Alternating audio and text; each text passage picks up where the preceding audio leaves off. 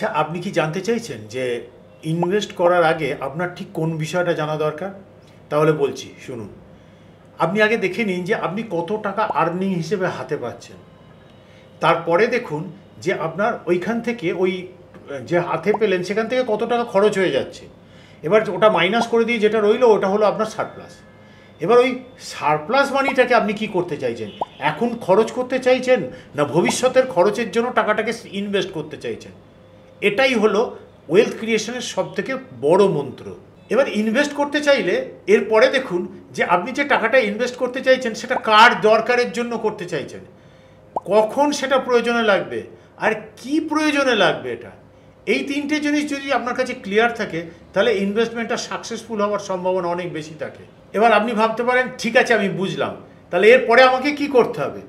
দেখুন, আমাদের রয়েস ফাইন্যান্স বিগত 20 বছর ধরে আমরা প্রচুর মানুষকে তাদের ফাইন্যান্সিয়াল গোলগুলোকে ফুলফিল করার জন্য আমরা গাইড করে আসছি।